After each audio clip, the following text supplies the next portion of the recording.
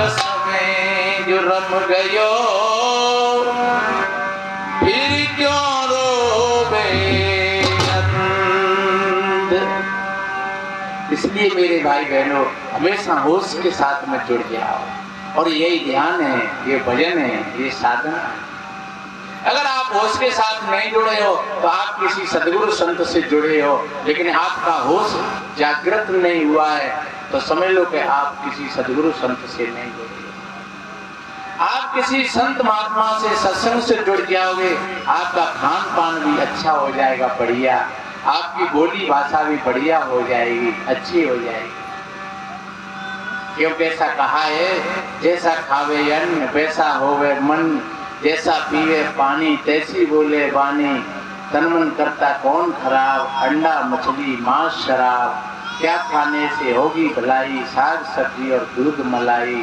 सब संतों ने यही बताया, सत्य अहिंसा प्रेम। तथागत बुद्ध का पहला सूत्र है, पाणात् पादां वेरमणि शिक्षा पदम समाधियां। ये पहला सूत्र है उनका, किसी प्राणी को मत सताओ। किसी प्राणी को अगर सताओगे उसका बदला आपको देना पड़ेगा। और मांस कई वृक्षों पर नहीं लगता है।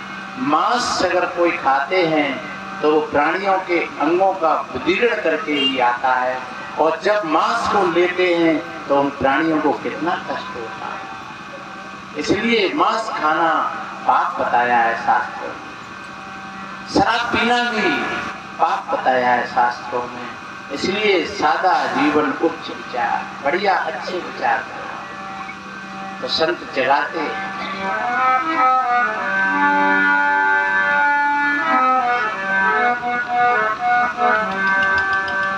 भजन तो हमारे आप यूट्यूब पर सुनते रहते हैं, लेकिन उनके अर्थों पर बार बार विचार करोगे, क्योंकि किसी भी भजन को एक बार नहीं आप 50 बार सुनो, उसका मनन और चिंतन करो, तो हर बार वो नया बन करके आएगा।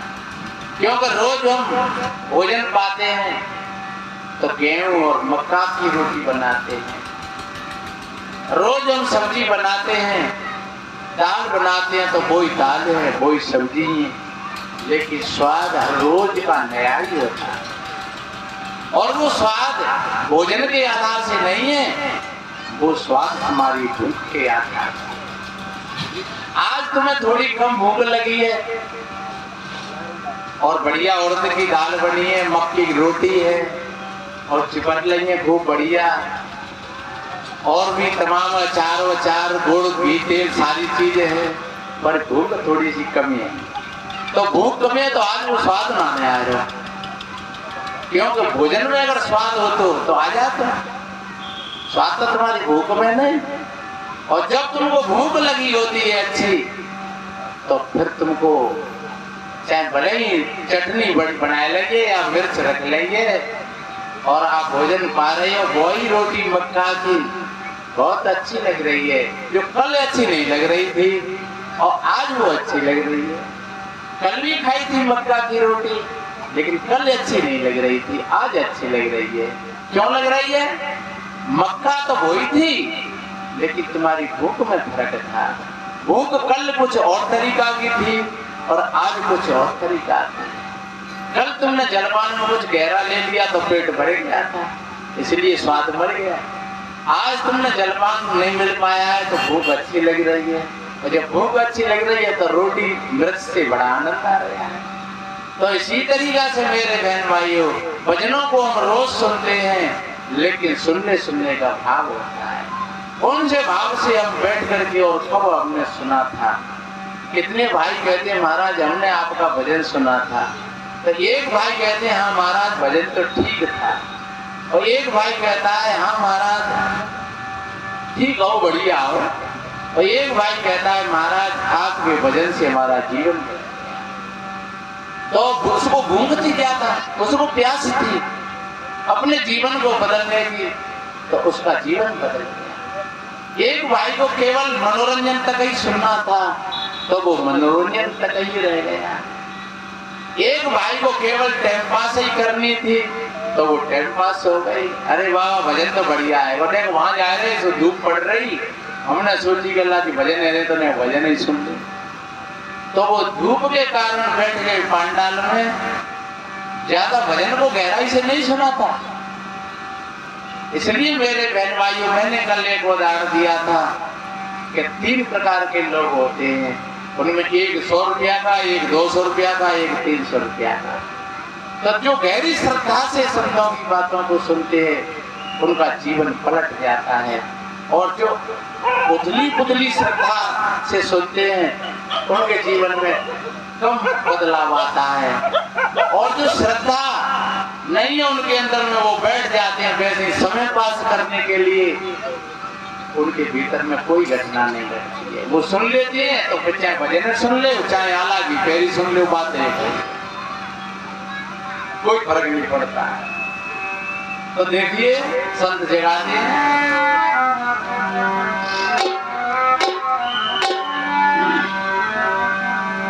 हमारे भैया कह रहे थे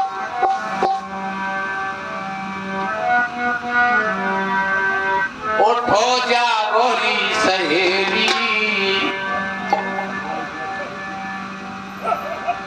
उठो जागोरी सहेली, बुहार डारो अंगना, जागोरी मेरी बहना, बुहार डारो अंगना, बुहार डारो अंगना, तुम यार डारो अंगना, उठ जागोरे मेरे भैया, बुहार डारो अंगना, उठ जागोरी मेरी बहना, बुहार डारो अंगना।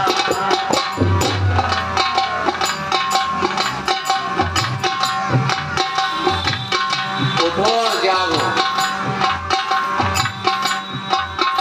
शास्त्र कहता है उत्तिष्ठ जागृत प्रात प्राण बोधते। उठो जागो मेरे भाई बहनों, और पहुंचो जहां हमारे महापुरुष पहुंच चुके। जब हम घर में 3 बार झाड़ू लगाते हैं तो घर कितना अच्छा लगता है, और लपक झपक के झाड़े रहे। झाड़ू तो लगाया लेकिन हमने ठीक होश में नहीं लगाया। बर्तन तो साफ किए लेकिन ठीक होश में साफ नहीं किए।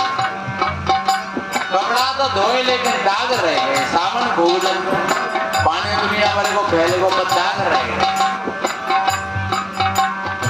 अगर आप जागृत होकर के कपड़ा को धोते तो दाग नहीं रहता।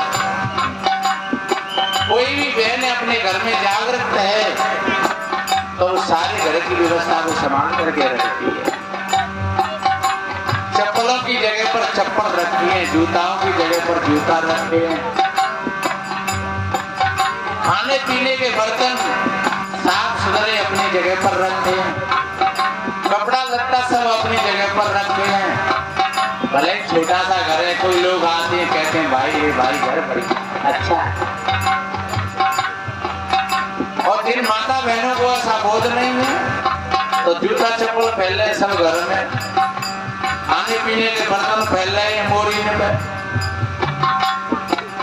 आटे उंगली डल रही है, बिछैया पड़े बिना में छई बोकरा कुत्ता बिल्ली घुस रहे हैं।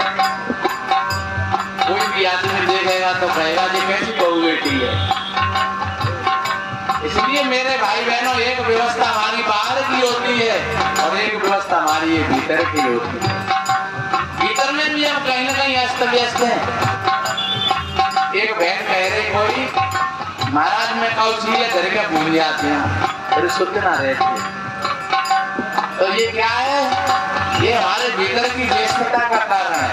हम चीजें फेंके कहूं और हमारा मन है कौन, और जब वक्त आया और वह चीजें पे हाथ डालो देखो तो बाप पता ही ना कि खोलना कहाँ रख गई। अब देख रहे हैं बाबा रे पता नहीं कहाँ रखते। इसलिए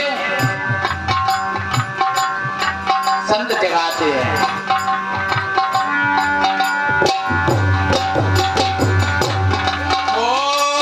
काहे की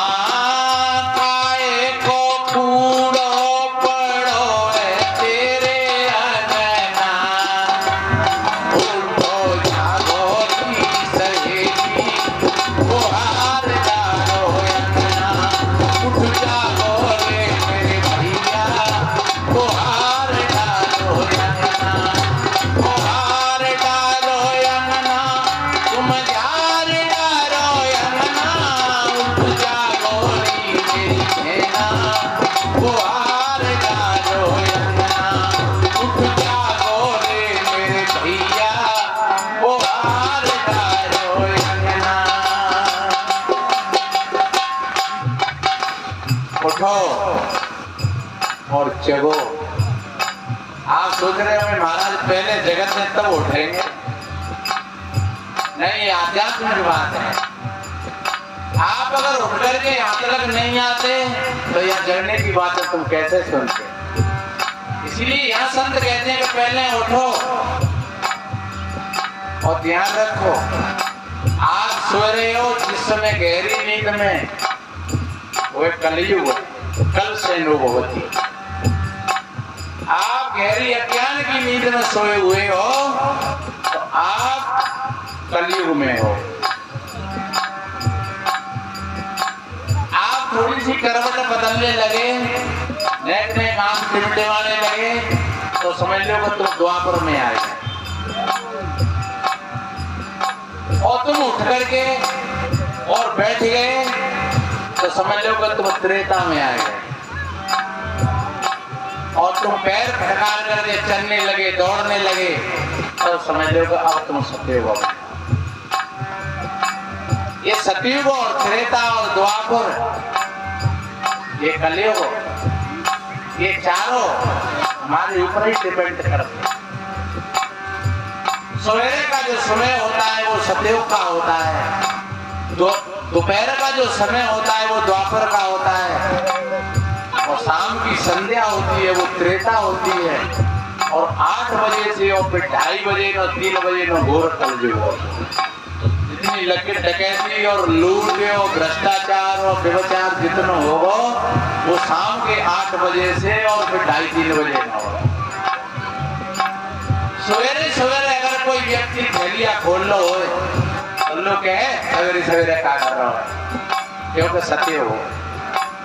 सवेरे सवेरे अगर कोई गाली देता है तो लोग कहे थैलिया सवेरे सवेरे राम को नाम ले। तो मानो सवेरे सतयुग है, किसी भी गलत काम करने की कोई उम्मीद नहीं करता है कि भैया कोई काम गलत नहीं हो जाए। और शाम को घोर कलयुग है, कोई भी गलत काम होता है तो वो शाम के पहरे में होता है। इसलिए चारों युग 24 घंटा में तुम्हारे शरीर में उतर जाते हैं। जिस समय तुम्हारे अंदर में सतोगुण की धारा बह रही है तो तुम समझ लो तुम्हारे अंदर में सतयुग है। आप कभी झूठ नहीं बोलते हो, बेईमानी नहीं करते हो, आप कभी गाली नहीं देते हो, समझ लो तुम सतयुग में बैठे हो, तुम सतयुगी हो। और अगर आप भग गाली दे रहे हो, दिन में 2-4 दिन लड़ जाता, हर वक्त दिमाग तुम्हारा तनो रहता है तो समझ लो कि तुम कलयुग में ही रह रहे। सवेरे और तो कलयुग नहीं है तुम्हारा, क्यों तुम सवेरे उठते हैं माँ।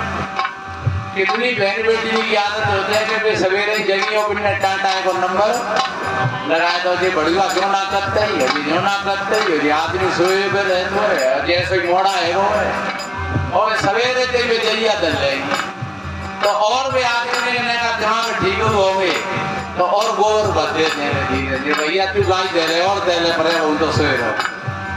इसलिए मेरे बहन भाइयों सवेरे ही सवेरे कभी ऐसा काम मत करना, बढ़िया शांति के साथ में अपने गुरु महाराज का नाम लेकर के और बढ़िया ध्यान करके 2-5 मिनट और अपने कार्य को शुरू करिए और आपका दिन बढ़िया कटेगा, अच्छा कटेगा, पूरा दिन सतयुग में बीतेगा।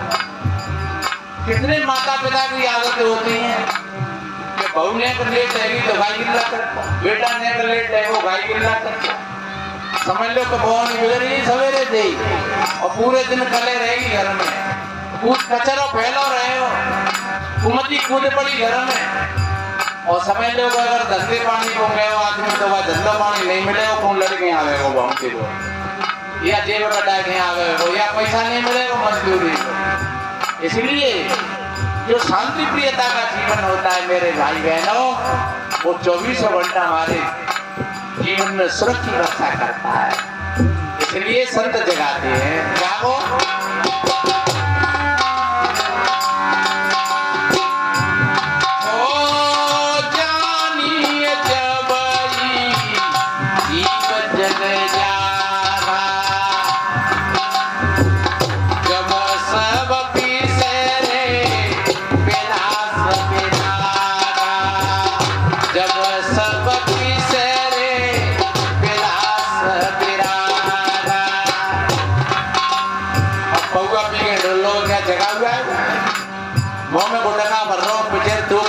सर जमीन खराब कर रहा हूँ, क्या जगह हुआ है?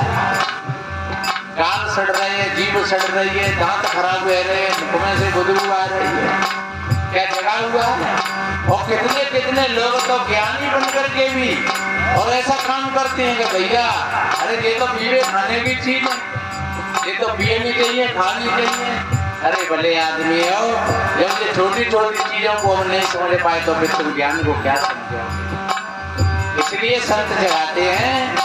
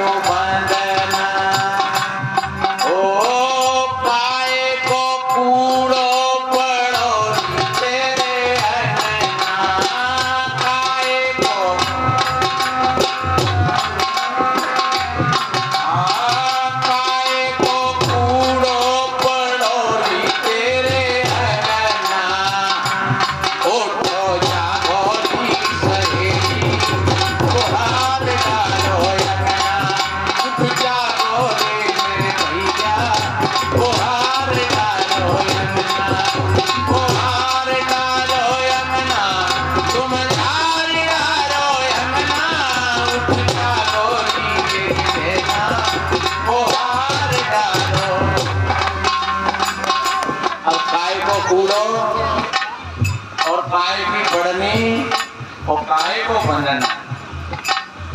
कल एक भैया कह रहे हमसे, महाराज ये सत्संग हो रहा है कि गाय की होती है? मैंने कहा भैया सत्संग और गाय की एक ही बात है। गाय की कोई हम लोग गायक नहीं है कि कोई हम लोग ध्रुपद गाय रहे हो या कोई और, कि महाराज जी गाय वो सबकी समझ में ना आने आते। अब आप विचार करिए, आप कितने लोग हैं यहाँ पर, क्या ये बात आपकी समझ में आ रही है कि नहीं? और अगर जो बात कहूँगी समझ में नहीं आवे तो उसकी समझ में कभी कुछ नहीं आएगी। और क्यों नहीं आती है समझ में? इसीलिए नहीं आती है कि हमारा चित्त जो वासनाओं में लगा हुआ है, हम एक पीढ़ी को त्यागने में भी कठिनता ही हो जाती है, तो सज्जनों फिर कैसे समझ में आई? इसलिए यह कवि ने कहा है कि काय की बढ़नी, काय को बनाना और काय को कूड़ो। देखिए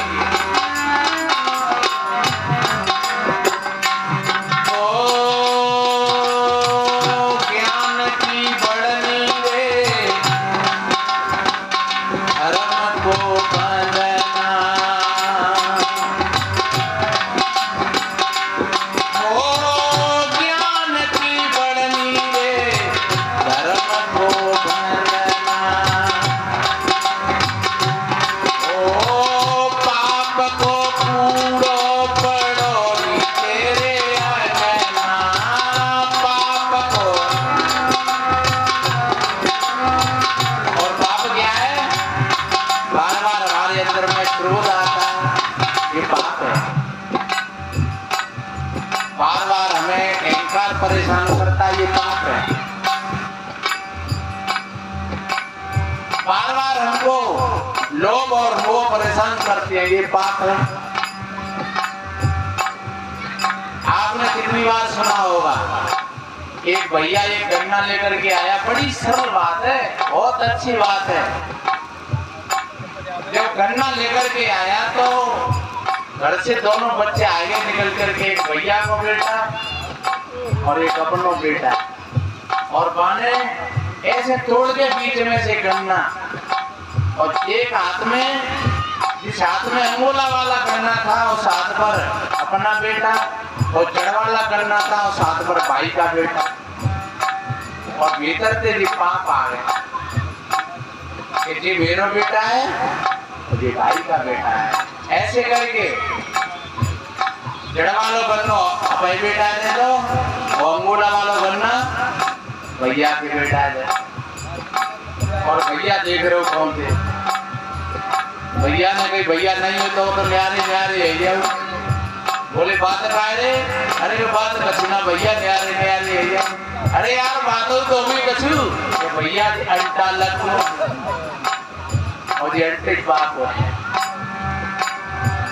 अरे दो बच्चे ही तो होते और शायद कोई ऐसा वक्त आ जाए कि अपना बेटा नहीं हो भैया को बेटा पानी दिला। इसलिए मेरे बहन भाइयों यही कचरा है हमारे भीतर में।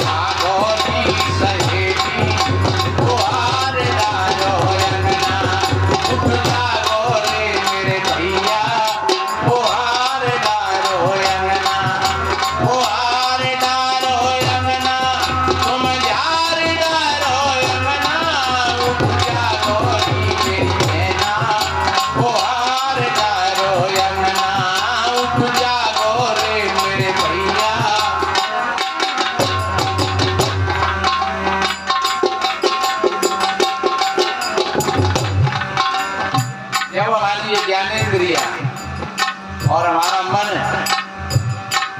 यही तो सीखे। और जब ये धर्म के बंधन में बंदी होती है तो सज्जनों फिर कोई ऐसा कार्य धर्म का नहीं होता है। अन्यथा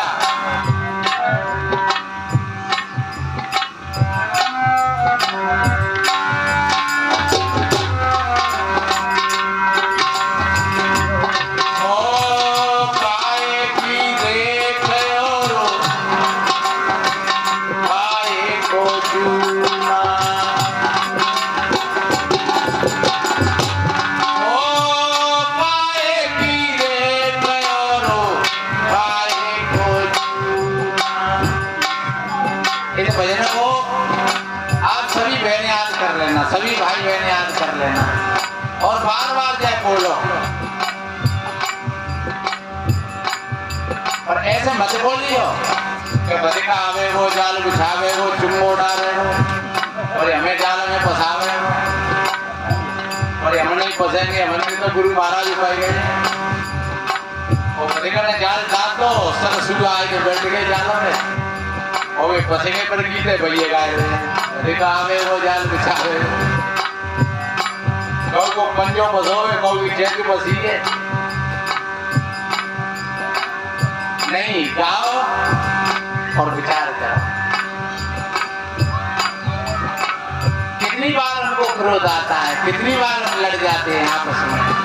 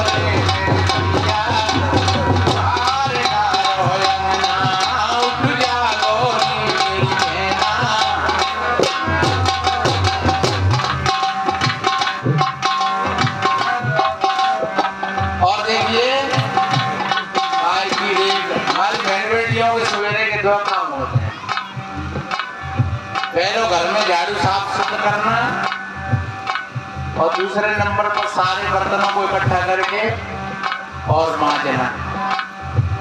फिर स्नान करना और फिर रसोई में काम करना।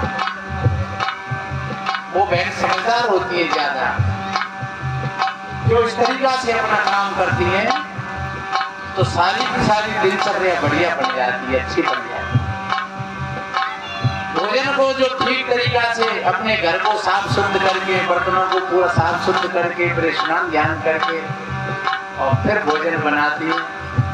और फिर भोजन बनाएंगे तो उस भोजन में अभी आनंद आएगा। वो भोजन नहीं, वो भोग बन जाएगा, प्रसाद बन जाएगा। और कितनी बहन बेटी ना घर पीछे जान ले, कोई पहले ऑटो लगा लेते हो, रात तो बही जा रही और आए पर ही तो फिर भोजन तो बना ही रही है, लेकिन गाड़ी दे जा रही सर्वे बड़ियों ने करना तो पड़े, कोई जब तक जी रहे तब तक और जिन्हें वो मुंह देखे वो धर्म ना है, अरे वो करो पा जाए जाने परमात्मा को छुड़ावे को देते। तो भोजन बुला रही है और गाड़ी दे जा रही है को, और ध्यान रखो वो भोजन भोजन नहीं रहा, वो भोजन भी विषाक्त हो गया। तो भोजन को अगर आप पाओगे आप बीमार हो जाओगे। इसलिए भोजन बनाते समय, भोजन पाते समय कभी कोई ऐसी बात नहीं करें, बढ़िया प्यार से भोजन बना। और आदमी आए खाने के लिए, उस समय आदमी के सामने कोई ऐसी समस्या नहीं रहती। दो वक्त होते हैं, एक तो माता बहन ज्यादा कहे तो भोजन के समय पर अपनी बात कहनी है, आज भोजन सुनो और जो रुपया ऐसी आई और जो भैया ऐसा होते आओ और जो भाभी ऐसी आई, तो बेचारे लगा तो भूख लगी होगी तो भूख उड़ गई है और चित्त विकृत हो गया। और विकृत चित्त में अगर भोजन पाया तो वो भोजन वो रस नहीं बना, वो विष बन गया। एक सोते समय जब नींद का समय है और पत्नी धीरे धीरे धीरे धीरे कहते हैं कि भाई बात अन्य पति के कानों में ऐसा कर ले, ये बात बनेगी और रुपया मन खाने समझ लो कि अब बेचारे सब रात करवट बदलते हैं कि नींद ही खराब हो गई। इसलिए ध्यान रखो, कोई भी बात अगर कहनी है तो दो समय पर मत कहना, एक तो भोजन के समय पर और एक नींद के समय पर। नींद के समय पर कभी ऐसी चर्चा नहीं करनी चाहिए कि नींद विकृत हो जाए। अगर नींद विकृत हो गई तो समझ लो कि पूरा दिन और रात खराब हो गया, सवेरे काम पर भी नहीं मन लगे, चेहरा पर भी खिलावट नहीं आएगी। ये दो चीज, जैसे भोजन की जरूरत है शरीर में, ऐसे नींद की भी जरूरत है। एक बार के लिए भोजन नहीं मिले कोई बात नहीं है, लेकिन एक रात अगर नींद नहीं आई तो पूरा दिन उसका खराब हो जाएगा। इसलिए मेरे बहन भाइयों, हमें अपने घर को मंदिर बनाना है, उस घर के सदस्यों को देवता बनाना है, उन बच्चाओं को अच्छे भक्त बनाना है, वीर बनाना है। तो ये है जीवन। इसलिए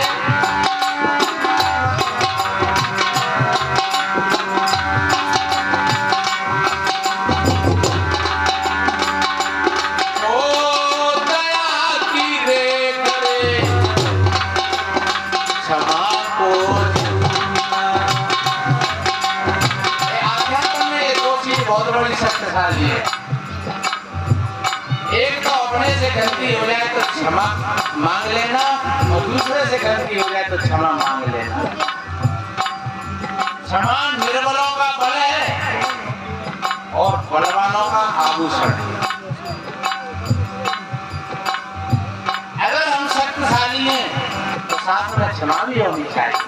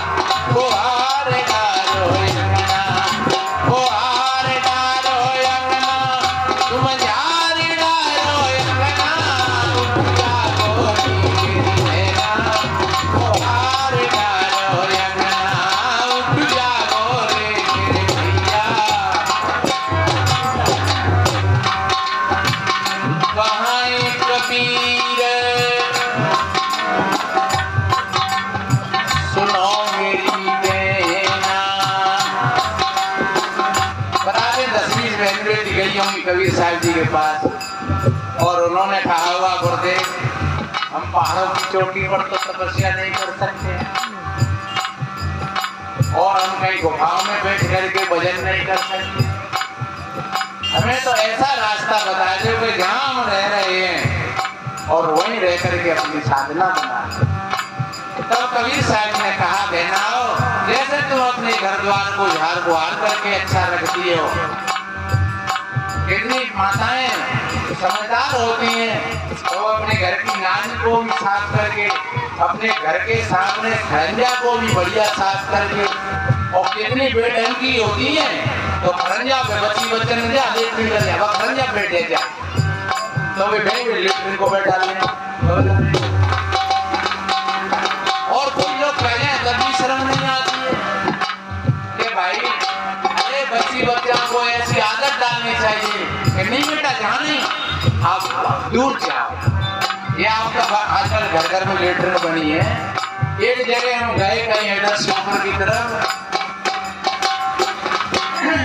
अब ये 25 दिन पहली बात है, बारिश हो रही थी, नहर के किनारे इतनी गंदगी, ये महात्मा लोग घूमने के लिए गए और मैं कह रहा हूँ शायद ही बन जाऊँ बिल्कुल जहाँ पैर रखने के लिए जगह, तो कहीं कहीं ऐसी दशा, ये अज्ञान है अभी भी हमारी समाज में। वो कितने समझदार लोग होंगे जिन्होंने 20 साल पहले ये बात तैयार की कि भैया घर घर में लेटरिन होनी चाहिए, क्योंकि ऐसा समय आएगा कि कहीं बैठने के लिए लोशन का टॉयलेट करने के लिए जगह नहीं मिलेगी।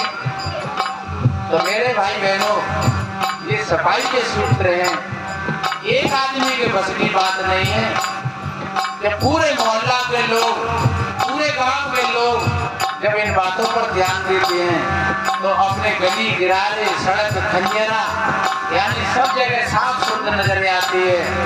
कोई बाहर के भी लोग आते हैं तो वो कहते हैं अरे देखो कितना बढ़िया काम है, कितना बढ़िया मोहल्ला है, बिल्कुल कीच नहीं, बिल्कुल रास्ता एकदम साफ सुथरा, धन्य इन बहन बेटियों के लिए।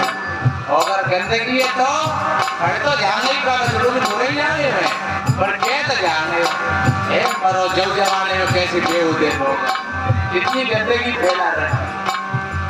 इसलिए सदगुरु कबीर साहब जी ने कहा मेरी माता हो, आप जैसे अपने घर द्वार को झाड़ बुहार करके रखती हो, साफ सुथरा करके रखती हो, ऐसे ही अपने शेर के मंदिर को भी साफ सुथरा बना करके रखो। जैसे अपने घर के बर्तनों को साफ सुथरा बना करके रखती हो, ऐसे ही अपने अंतःकरण रूपी बर्तनों को साफ सुथरा बना करके रखो। आपके हृदय में किसी प्रकार की ईर्ष्या नहीं, किसी प्रकार का द्वेष नहीं, किसी प्रकार की किसी से कोई झगड़ा नहीं, लड़ाई नहीं, तो आपका जीवन अच्छा बनेगा, आपकी तपस्या बन जाएगी, आपका त्याग बन जाएगा, आपका भजन और ध्यान बन जाएगा। इसलिए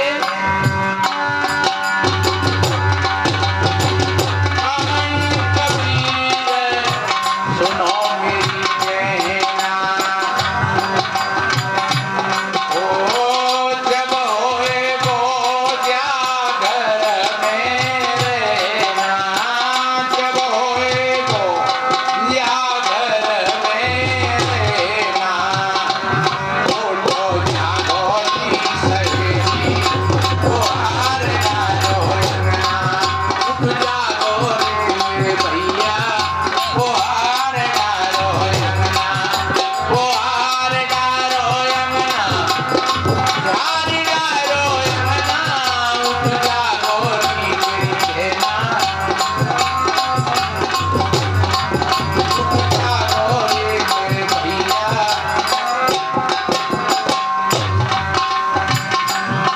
हमें इतना वीडियो देख रहे तो दो बहन है और कहते दो भैया, दो भी कमरा अलग अलग, बाहर ये कहीं। अब ये दो बहन झाड़ू लगा रही है तो पुत्र बागे माओ कर देते और वो बागे माओ कर देते और जबरदस्त है कि बाने बागे में, बाने बागे में, बाने बागे में, बाने बागे में, और फिर घट झाड़ू मार शुरू हो जाते दो बहन। बाने बागे दो गाने में झाड़। और हम देख रहे थे क्या भले वीडियो बना के डाल दी हो, क्या भले ही वो नकली हो, पर ध्यान रखो ऐसा असलियत में भी होता है। इसलिए मेरे बहन भाइयों धन्यवाद। ऐसा नहीं करें अरे तो बहन या दौरानी जेठानी आती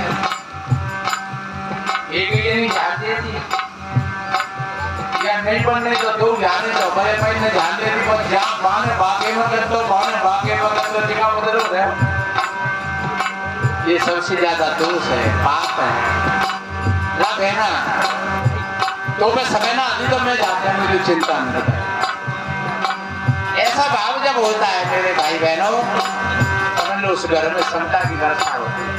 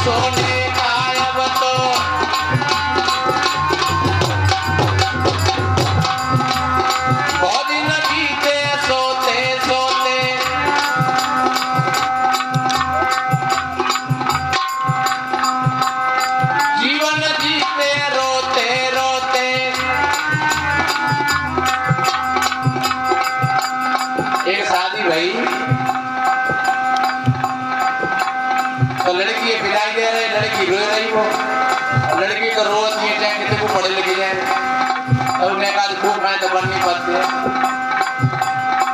तो लड़की रो रही, पर मजे की बात देखो कि दूल्हा रोए लगभग। लोगों ने पूछी भैया तुम क्या रो रहे हैं, तो बच्चे क्या रो रही है। लड़की से पूछी बेटी तुम क्या रो रही हो, तो इसलिए रो रहे हैं कि हमें मम्मी पापा की याद आ रही। और तुम क्या रो रहे हो, बताइए तो रो रहे। कहते मम्मी पापा जहाँ छोटे गए तू चले गए, मेरे मम्मी पापा ने छुड़वाई देगी। लड़की ने कही तो जहाँ को रो रहे थे मम्मी पापा छूटे तब रो लियो। लड़का ने कही रो तो तू ही है, तो संग रोते चले। तो मेरे भाई बहनों हंसते हंसते तो वो ही जीवन जीते हैं जो जागृत हो जाते हैं, अन्यथा पूरा जीवन रोते ही रोते बीत जाता है। इसीलिए हंसते हंसते ये जीवन मिला है तो रो रो करके जीने के लिए नहीं मिला है, ये तो हंसते हंसते जीने के लिए मिला है। देखिए बहुत दिन बीते सोते सोते, अरे जीवन जीते रोते रोते, अब उठी समर करो कहना वक्त नहीं है रोने का। अब उठी समर करो भैया वक्त नहीं है सोने का। अब तो त्याग पड़ो भैया वक्त नहीं है सोने का। इसलिए मेरे भाई